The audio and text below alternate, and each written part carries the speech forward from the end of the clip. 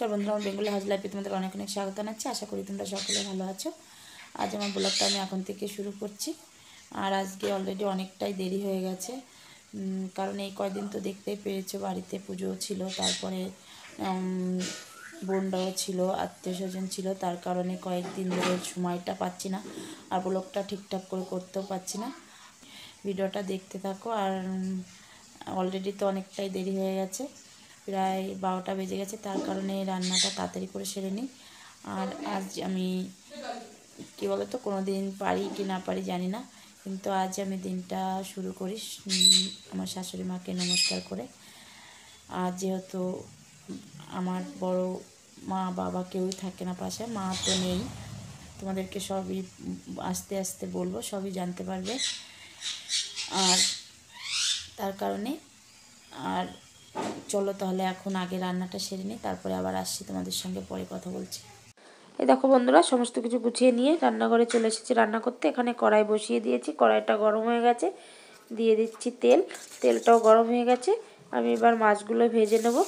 আর তোমাদেরকে আজকে আমি আগে রান্নাটা দেখাবো, পালং শাক আলু দিয়ে তেলাপিয়া মাছ। চলো, এই দেখো মাছটাও ভেজে নিয়েছি, মাছটা লাবিয়ে নিচ্ছি। এবার কড়াইতে একটুখানি তেল দিয়ে দিচ্ছি। এবার দিয়ে দিচ্ছি একটা শুকনো লঙ্কা, কয়েকটা রসুন কুচি, আর দিয়ে দিচ্ছি একটু রাঁধুনি। এবার একটু নাড়াচাড়া করে দিয়ে দেবো আমি কুচানো আলু। আর এই তরকারিটা খেতে কিন্তু খুবই ভালো লাগে, তোমরাও বাড়িতে অবশ্যই করো, আর সবাই খেতে পারে, বাচ্চারা বড়রা। দেখো দিয়ে দিচ্ছি এবার কয়েকটা লঙ্কা, এবার দিয়ে দিচ্ছি লবণ হলুদ। এবার আলুগুলো ভালো করে লাল লাল করে ভেজে নিয়ে আমি জল দিয়ে দেব। আর বন্ধুরা, আজকে আমি শুধু এই রান্নাটাই দেখাবো, বাকি রান্নাটা তোমাদের সঙ্গে শেয়ার করতে পারবো না, ভিডিওটা তাহলে অনেক বড় হয়ে যাবে। আর কি কি রান্না করেছি সেটা তোমাদেরকে পরে দেখিয়ে দেবো। এই দেখো এখানে আলুটা অর্ধেকটা সিদ্ধ হয়ে গেছে, আমি এবার দিয়ে দিচ্ছি পালং শাকগুলো। পালং শাকটা দিয়ে আমি আর একটু তরকারিটা ফুটিয়ে নেব। এই দেখো পালং শাকটাও সুন্দর গলে গেছে।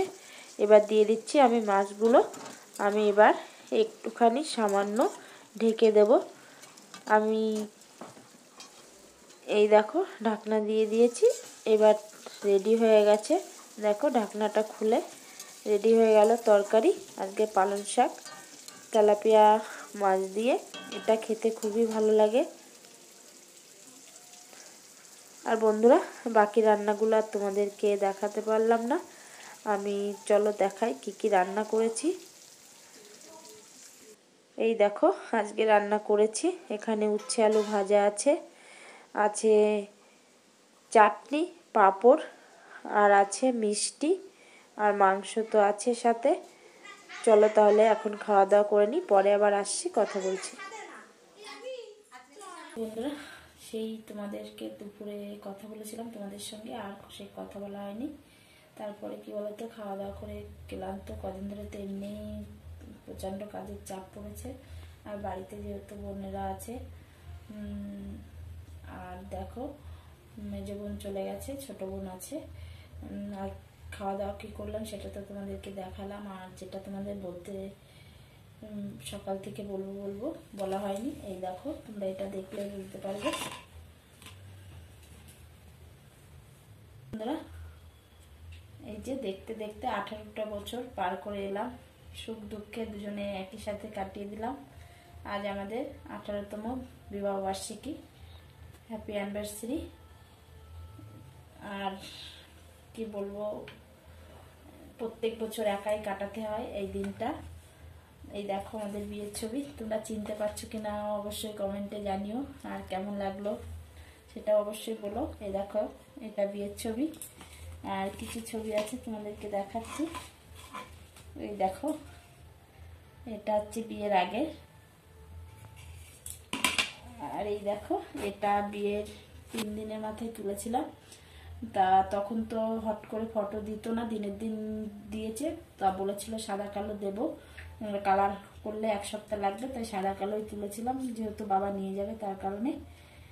আর এই যে এটা দেখো মালা বদলে 18 বছর আগের ছবি, বলো কেমন থাকবে, এরকমই তো তাও এখনো ভালো আছে সেটাই দেখতে হবে। এই দেখো একটা আমার বাবা বরণ করছে,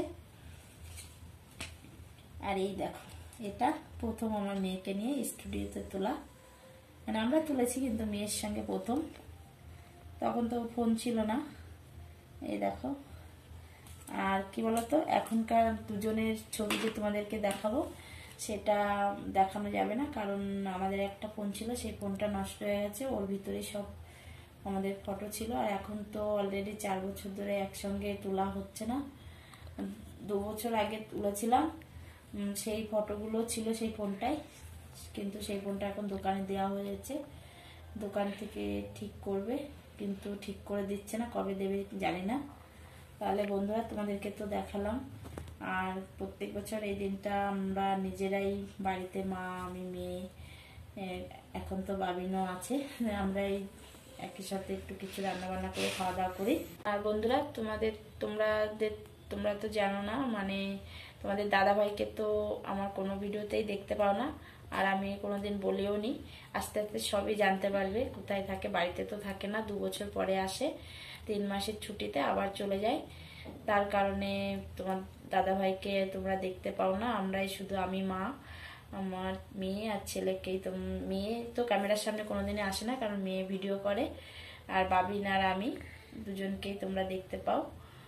আর আজ আমার দিনটা শুরু হয় সকাল থেকে, প্রথমে আমি ঠাকুরটা পুজো করে নিই, তারপরে মাকে, মানে আমার শাশুড়ি মাকে নমস্কার করি প্রত্যেক বছর নতুন শাড়ি পরে। এবছরে নতুন শাড়িটা পরিনি, কি বলতো মনটা একটু খারাপ আছে, তার কারণে। আর এই যে এই শাড়িটা পরেছিলাম, এই শাড়িটা পরেই মাকে নমস্কার, মানে কি বলতো এই দিনটা মার মনে থাকে কিনা জানি না, কিন্তু যখনই নমস্কার করি মা বুঝতে পারে দিনটা, মানে প্রত্যেক বছর এই টাইমে মাকে দিই। আর কি বলবো, আজকের দিনটা তো এইভাবেই কেটে গেল। তাহলে বন্ধুরা আজ অলরেডি অনেকটাই দেরি হয়ে গেছে, কারণ সারাদিন তো বাবিন অল্প একটু ঘুমিয়েছিল, বেশিক্ষণ ঘুমায়নি, তার কারণে রাত্রে তাড়াতাড়ি করে রান্না বান্না করে খেয়ে দিয়ে আমিও ঘুমিয়ে পড়বো, সবাই মিলে একসাথে খাওয়া দাওয়া করবো।